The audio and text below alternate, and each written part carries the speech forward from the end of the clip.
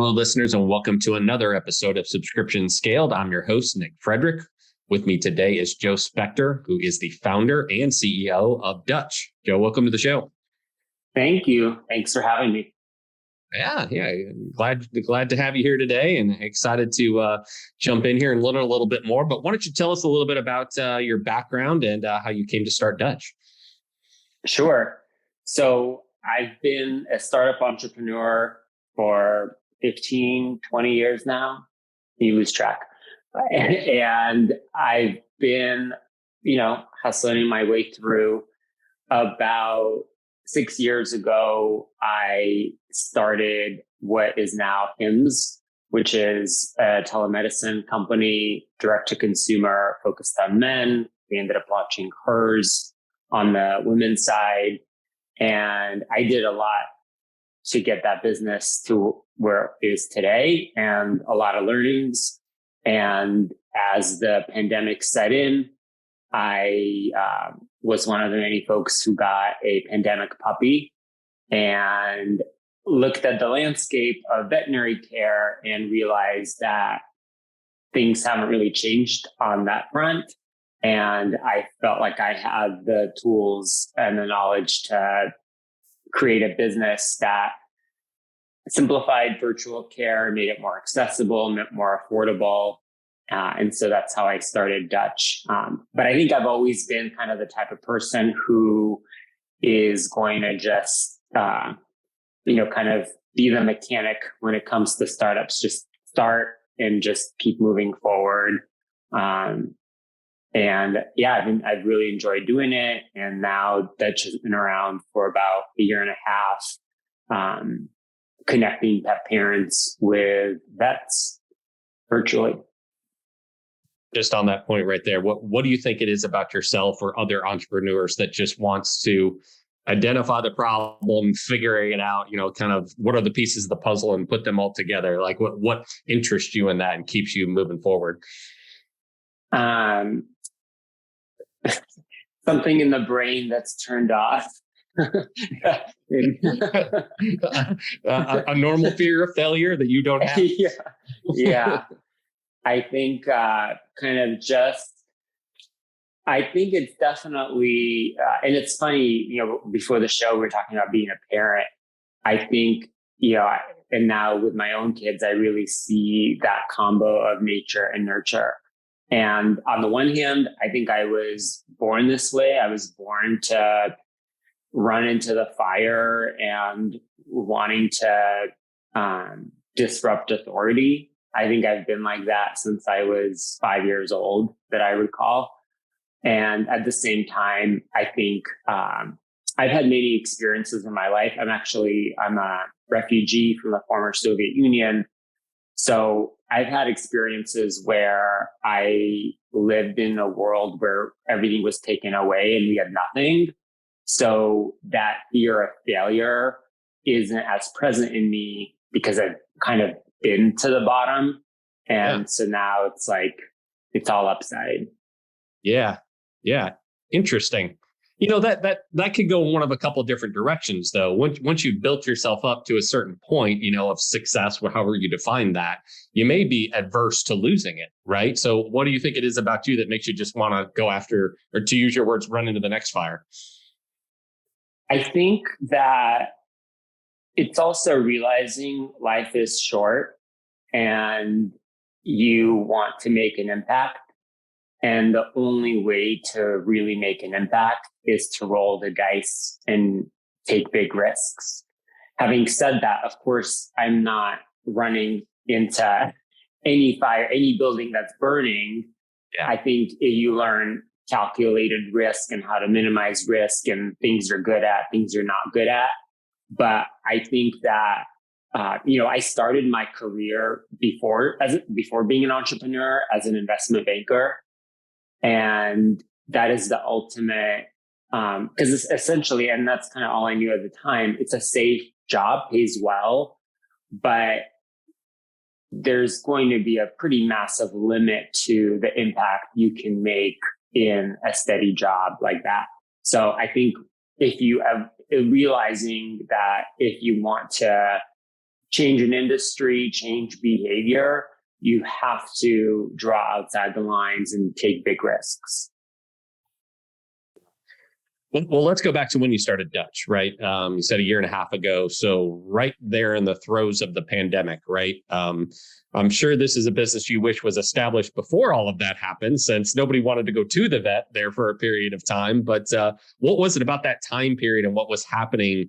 I mean, you definitely mentioned an industry that hasn't really been disrupted or hasn't, fundamentally worked any different than it has for decades, which is certainly true. But why did you see this as an area that needed some change? So often change, especially in highly regulated or built-in industries, requires a brute force in order for people to make the change. And the pandemic on the pet side created this perfect storm on multiple fronts. So first, you had massive pet adoptions. There were something like 40 million pets adopted during the pandemic. So millions and millions of pets being adopted. At the same time, you have had, there's been sort of, and by the way, they said this, the pandemic sort of exacerbated trends that were already going on, but they just made them more clear or worse. So on the veterinary side, there's been almost a flat line of vets. There's and ultimately a vet shortage. There used to be one vet per 1,000 pets, and now there's one vet per 1,500 pets. So you have a massive vet shortage. In addition, most of the younger vets today are women. It's something like 80-90% are women. And so many of those women were the ones staying home with kids during the pandemic. So you already had a vet shortage, and now the many vets are taken out of the workforce because of COVID. So that led to an even worse situation. And then on top of that, you had most vet clinics being locked down. So good luck getting any care at all. And then you're having to potentially go to urgent care, which is going to cost you hundreds, if not thousands of dollars. So that's kind of like what I mean. It was the perfect storm, an unfortunate storm on multiple fronts, both for consumers as well as veterinarians. And I think one of the knocks, and again, I saw this on the human side, there's so much fear when it comes to change with respect to telemedicine. And some of the fears are that with telemedicine, you will have vets prescribing, vets in a sweatshop in India prescribing, drug-laced medication. And just because of telemedicine through the mail order system, dogs are going to get bad medicine and millions of dogs will die and no one will go to the vet anymore. Every vet will run out of business. And I think, as we saw in human telemedicine, of course, none of that materialized. People still go see their doctor. Virtual care is just simply another option. And in fact, when kind of none others exist, it solves very few problems, but it can give you same day access as opposed to waiting several weeks. So I think that, but again, when you're faced with this brute force of the reality, the disconnect is just so great between access to care and affordability that people are almost forced to give it a try. And then they realize, you know what, everything's okay. Dogs aren't dying. Vet offices are still busy. Like, we're all okay. This is working. But for people who are not like me, who are not so used to change and chaos, it takes this brute force situation for people to finally give in and say, okay, we're willing to try this new method. Absolutely. Well, do you think telemedicine still probably has got a ways to go, right? But I think it's come a long way, right? Even I remember doing my first telehealth appointment and being like, how in the world is this going to work? And it was a surprisingly great experience, very efficient. got exactly what I needed. It was a great experience. Do you think because that is ahead, that's kind of helping bring what you guys are trying to do along with it? That people are like, yes, this can actually be done, over a Zoom call or something similar to that. Exactly. I think the biggest use case there too is pediatric telemedicine, because one of the things that the naysayers on the vet side will say, well, dogs can't talk, so that's different. But the thing is, we've now had even pediatric telemedicine. In fact, I've used it for my 5-year-old when it was going to take a month to see someone in person, and we could have a virtual appointment that same week. And again, she's not necessarily going to talk about her problems, but we actually got care much faster, much cheaper, solved the problem. And so I think seeing the pediatric telemedicine take off is something that is definitely an example that virtual care for another living creature that can't talk is possible. So is it then fair to say that this is a complementary service to traditional care or urgent care, with just like a hospital is to, humans, this is to animals? Absolutely. Virtual care is definitely not a replacement, but when you're faced with your dog has a rash and you can wait to see someone for 3 weeks and kind of pray that rash goes away, but then there's going to be 10-20% of the time when that becomes worse. Or you can see someone same day, and to the extent it's low hanging fruit, they might say, try this, while you're waiting for your appointment, here's something you can try in the meantime. Still go see someone in person if it continues to get worse, but you're better off having been able to connect to someone right away. Or they could, see you and say, run to the emergency room now, you shouldn't wait. But any sort of actual real vet advice is probably better than having to wait several weeks. So I think it's another tool for someone to get care. It's definitely not a replacement. Well, and as being a pet owner myself, and I think a lot of people are experiencing this now, the cost of owning a pet is astronomical. Oh my goodness. Now, right? Yeah. Just going crazy. to the vet for a checkup is like, I don't know how a lot of people even afford this, but do you think people are viewing that as a more affordable way to own a pet as well? Absolutely. So the Dutch service is $15 a month.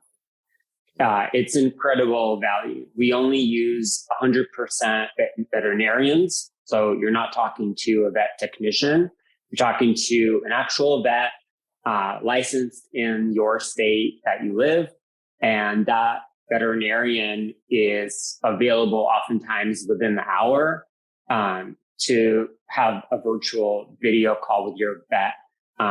It's definitely the cheapest option that I've seen on the market. And it's, thinking about that we are either headed or already in a recession, I imagine that lots of people would find the service valuable. Yeah. Okay. So let's talk through those economics for a second. I mean, $15 a month, that does sound rather economical, right? It would only take one visit, or preventing, I should say, one visit to a traditional vet to have made up for that. Are there additional costs? I assume you're paying for any medication or things on top of that, but what costs is this avoiding for the typical pet owner? So a typical office visit is going to be, $50 to $100, depending where you live. And it's also just saving you the hours of your day that you have to take off, drive, come back, this and that. So it's saving you half a day of your time and an office visit at the very least. It's also just saving you the fact that you're going to see someone right away. So oftentimes the comp isn't necessarily the office visit. It's the saving you the urgent care visit. And that's $500 to $2,000, because oftentimes as so many of us do, we're procrastinating and we are putting it off, or maybe we're forced to procrastinate because, again, we're trying to get into a vet who's not available for a week or more. And so then what we see is consumers are coming to us, and 2/3 of customers are coming to Dutch after 6 p.m. or on a weekend when their vet is closed. Okay. And again, with kids, it's like, of course, things happen on Thursday night or on Saturday morning. And so we're oftentimes saving customers the cost of urgent care visits, and that's much more expensive. So one urgent care visit saved would pay for a year of Dutch membership. Okay. So that customer right there is going to be somebody who probably has a situation that's driving them to have, signed up for the service. So that kind of then begs the question, why did you guys choose the subscription model, right? Why does that make sense versus maybe even offering that alongside of a more, transactional based or visit based approach? The majority of the issues that customers are coming to us for happen to be chronic.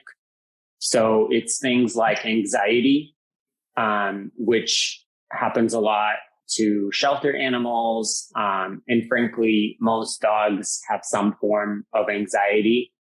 It also, we see allergy and germ issues, which can be seasonal, but they definitely happen multiple times a year.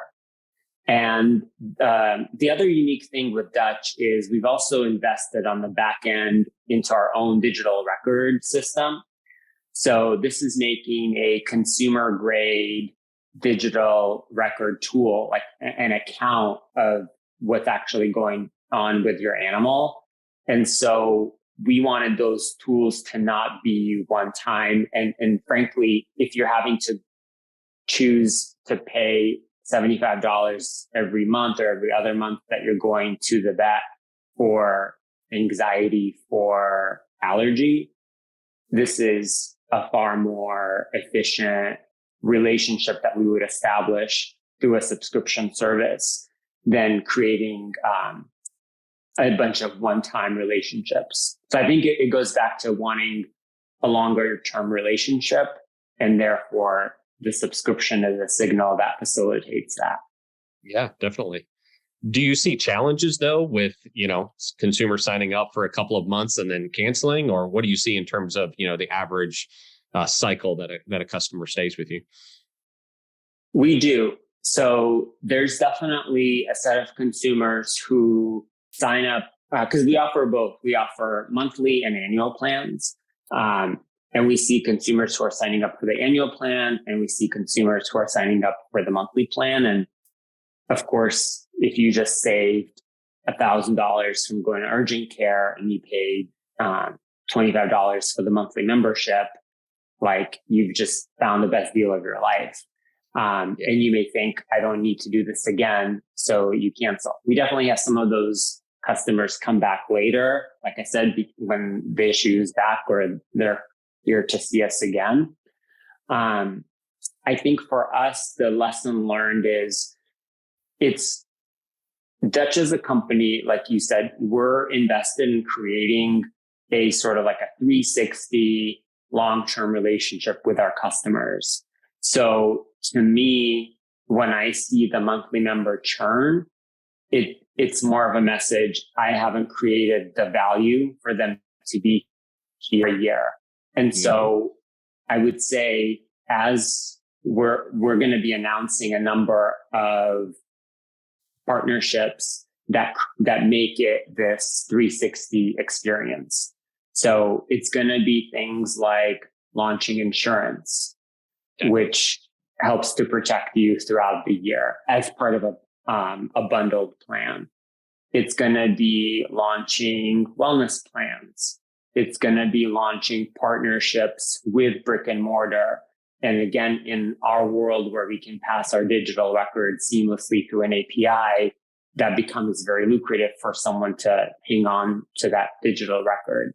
So to me, it's making sure we're investing in the lifetime, the long-term relationship of your needs as a pet parent. Yeah. I mean, those are some very smart insights right there for being only a year and a half into this to see that, that churn is telling you something, right? And to listen to that and to try to figure out how to continue to deliver value, right? It's at the end of the day, just like insurance, it's kind of the type of service that your customers hope they don't need, right? They don't want to go to the vet, even televet, right? For that matter, they hope that their pet's healthy. But as soon as they do, they want it to be there, right? They want it to be accessible. Having somebody that's already got the records, already knows who your pet is, its weight and its history and all that kind of stuff. There's a lot of value to that, right? Yeah. But I think, but to this point again, we haven't cracked the nut yet on someone signing up for Dutch when they're a passive customer. And maybe that's just how it is when it comes to healthcare. It's not like I think about my dentist until the calendar date for my cleaning is like showing up on as a pop-up. But like otherwise, it's not something I'm like voluntarily raising my hand for. So I think that there is this time, and it could be at the time you're adopting your pet. It could be when there is an issue. But that's kind of when we have that pet parent's attention, and then they're going to make a decision. I do think kind of as some pillars of me as an entrepreneur, and you kind of said this, it's like, we're not trying to trick the consumer. We want to provide them real value for the whole time that we're here with real services and real products. And then I think, again, thinking that we're going to be in a recession, it's really making sure that we're providing them amazing value and that value is clearly communicated and one that they can take advantage of. But yeah, it's making sure we're really delivering the products and services that make them want to sign up at the time that they're ready to pay attention, and that those services are really delivering cost savings to the customer. So then let's kind of go down that path and talk about acquisition for a minute. I mean, you were talking about certain events that are definitely going to trigger a consumer to think about this sort of service, but what channels are you guys using to, get in front of those new members, maybe working with adoption centers and things like that? I'm sure there's a lot of creative channels, but where and when are you trying to reach potential new subscribers? Right now, our biggest channel is Google by far. Okay. We've invested a lot in SEO.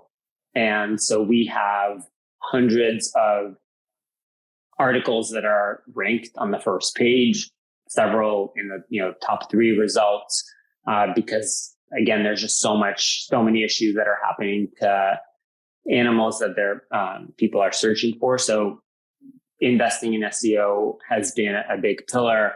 But again, it's showing up on Google as well. That's kind of the other big area of acquisition.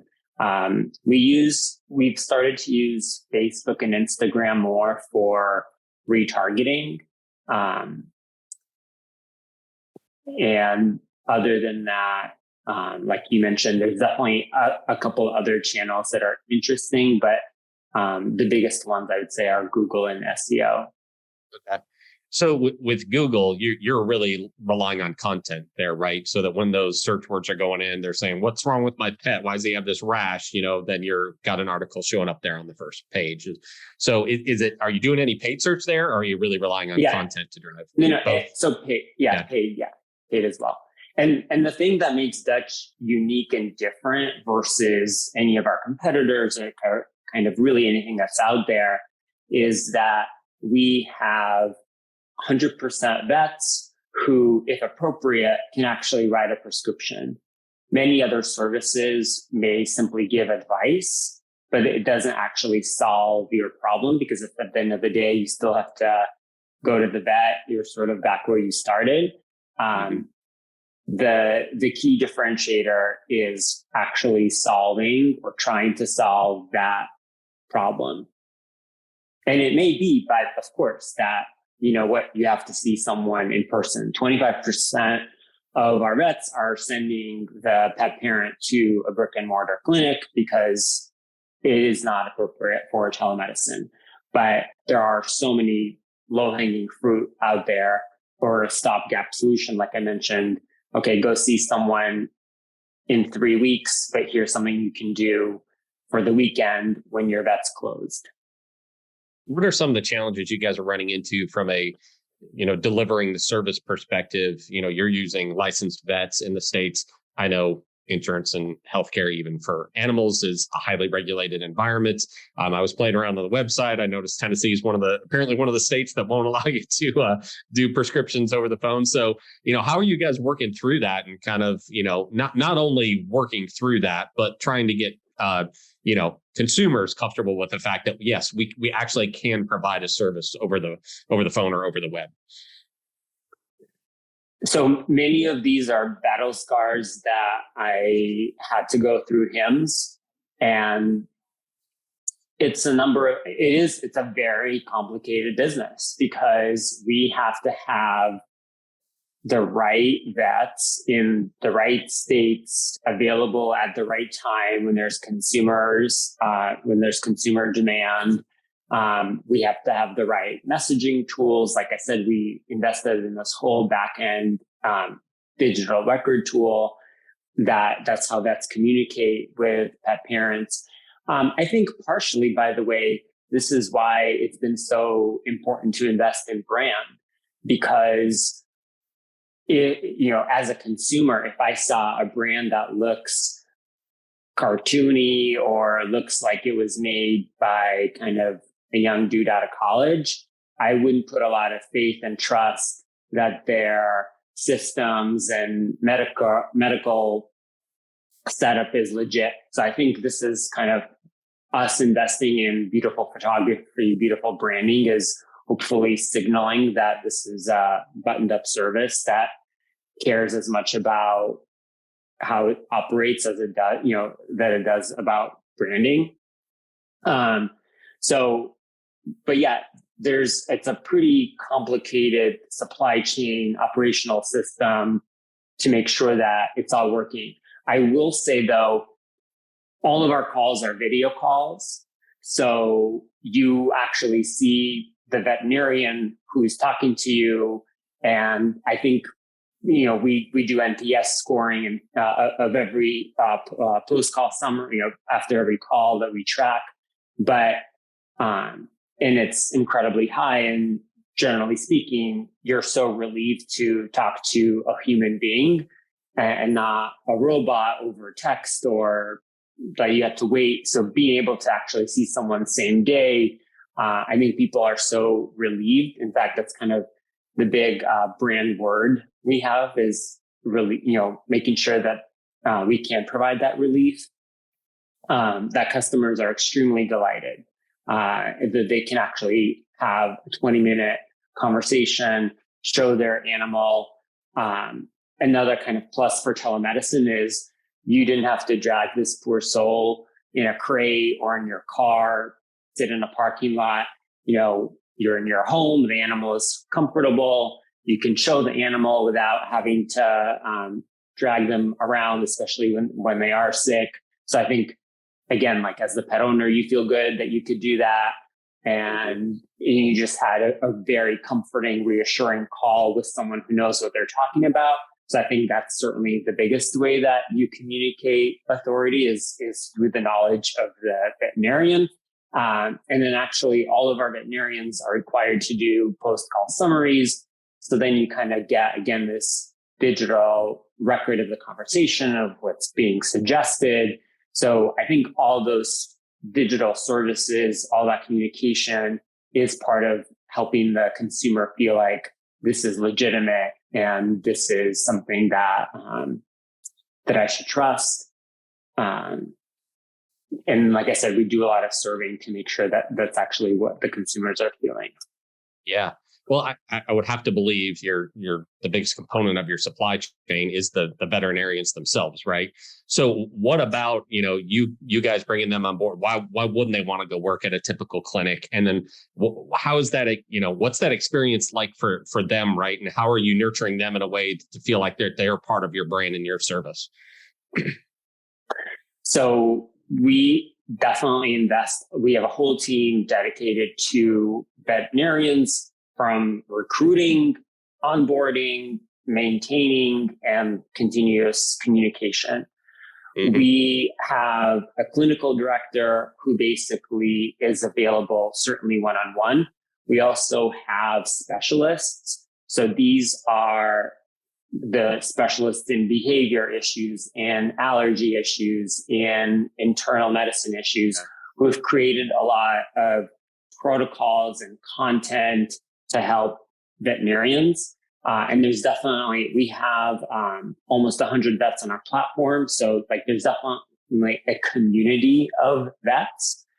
And for them, we're doing almost every month an educational hour. So we highlight a specific specialist who goes, and so it's providing them kind of additional education. I think for them, the other interesting thing is telemedicine is new. So to the extent they're looking to mix up their work and do something different, this is that avenue. For many, like I mentioned, they have been actually out of the workforce for a number of reasons. Maybe it's because they're taking care of kids, maybe because they cannot go into an office. And so this is actually giving them a way to use their degree in a way that they haven't been able to do. And then, of course, there's others for whom this is extra supplemental income in addition to their regular job. Yeah. Are they independent contractors, or are they employees? Yes. They are. They're independent contractors. Yeah.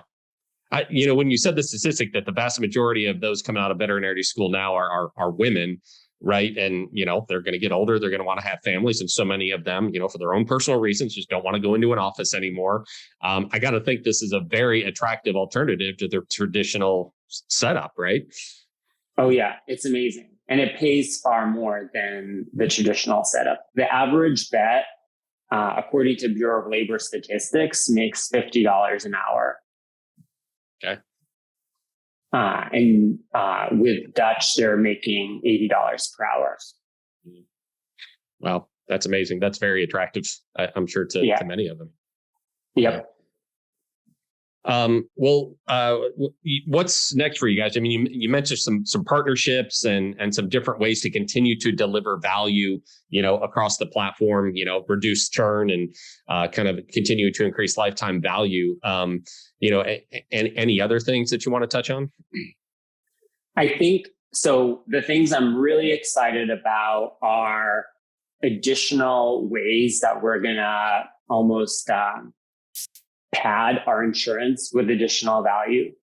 Okay. And I think consumers are always looking for value. I think we're in a time where value is even more acutely important. Like you mentioned, inflation, cost of care continues to only go up.